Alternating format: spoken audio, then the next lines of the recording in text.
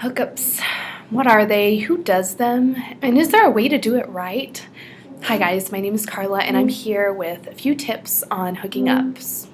My video is called If You're Gonna Hook Up, Here's How to Do It Right, and I'm gonna discuss with you guys some ways that I found and some common questions about hookups. So number one, what is a hookup? Well, a hookup is a casual sexual encounter, usually with someone that you don't know, someone that you're friends with, or it could be a complete stranger.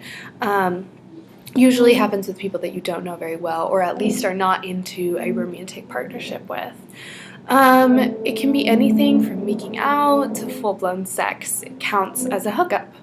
Where do they usually happen? Hookups usually happen in places where people are socializing a lot, and especially when you're in college, definitely where there's alcohol.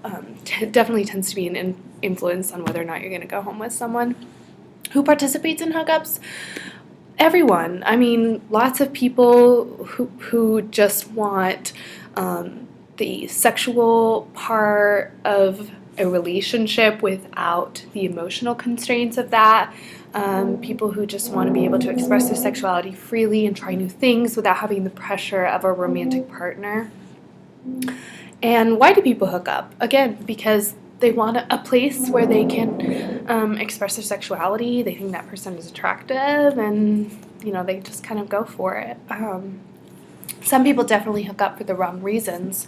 There are people that engage in hookups because they want to trap this person into a romantic relationship or to prove something to someone that they like. Some people engage in it because they're pressured into it or because they've had a little bit too much to drink, but that should never be a reason as to why you engage in hookup. And is it okay to hook up? I'm going to go with yes. It is okay. It can be an awesome and liberating experience, but you have to make sure that you're doing it the right way.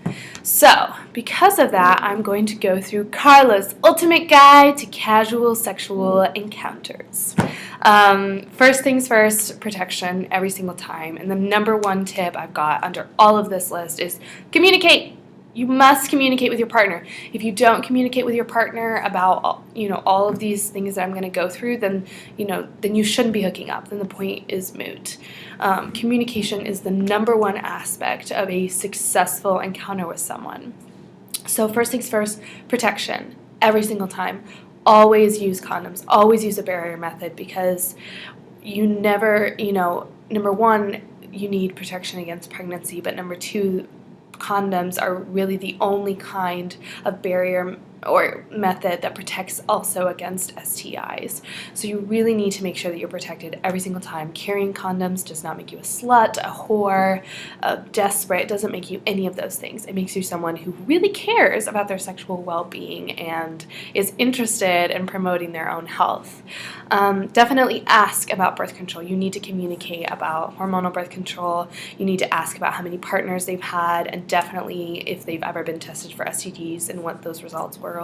While those might seem like uncomfortable or penetrating questions to ask, you do have to remember that you are going to engage in a very intimate activity with someone, and you've got a right to know about all of these things. You should ask. If you're trying to protect your body and be healthy, there's definitely things that you need to know.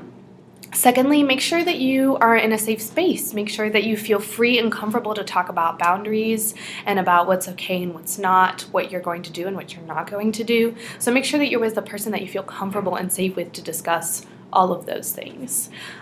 Make sure that you establish extremely clearly what the relationship is.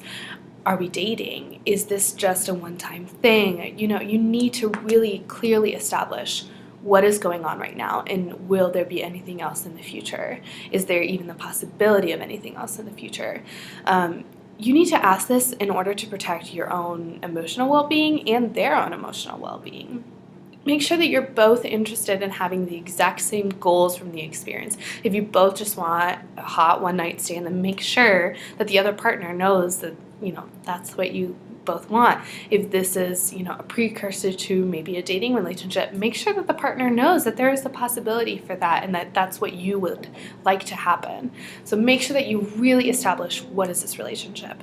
And this becomes especially important when you're talking about long-term hookups, people that you call on a regular basis, you really need to make sure that everybody is in tune with themselves and how they're feeling about what's going on. Make sure that you're comfortable enough to communicate your needs in the bedroom. Not only do you need to be comfortable enough to communicate as to what's okay and what's not okay, but you also need to communicate what you want and what you don't want. And if you don't feel comfortable, speaking up and saying, this is what I like, this isn't working for me, then you probably shouldn't be hooking up, because you've got to be someone who's extremely comfortable going there with that person. You have to remember that this is supposed to be fun, and if you can't communicate what's fun and what feels good, then what's the point? Then it's not pleasurable. Make sure that you check in with yourself. How am I feeling about this situation? How am I feeling about this person? Am I developing feelings that might be more than just sex? Would they be okay with those feelings? And how should I deal with them? Make sure that you're constantly tuning in to what you're feeling and not just participating blindly. And again, just communicate. And so now I'm going to address the number one question that comes with this issue, since a lot of this happens usually when there's been alcohol involved. But Carla, what if I've been drinking? Well, make sure that the person that you're participating with is not overly intoxicated, is not in a place where they can't consent. And these are pretty easy lines to look at here, because if the person is in a place where they can't consent, then legally it is rape. And you do not want to rape someone, okay? Raping people is not cool. It's not fun. Sexual assault is very serious. It is a horrible act, and I know way too many people that have been through it. So make sure that if the person's slurring their words, if they're throwing up, if they can't walk, if they're passing out, stumbling, do not hook up with them. That person is not in a place where it can't consent, and who wants to have sex with someone who is non-consensual, number one, and who can't participate in it actively because they're too intoxicated? That's not fun. And if you like that, then that's very rapey. So yeah, all in all, hookups can be a really fun and healthy way to, express your sexuality without the confines of a relationship. But it's always imperative that you do it in a place and in a manner that's safe and healthy for everybody involved. And that means communicating about, basic physical health, STDs, STIs, pregnancy, birth control, all of that, making sure that you're communicating about your boundaries, about what the relationship is. Make sure that you're checking in with yourself, making sure that you let them know what you want in the bedroom, what feels good to you, and making sure that you're always doing it in a consensual and respectful manner with your partner. So there's my guide to hookups. I hope you take some of my advice and have a great time.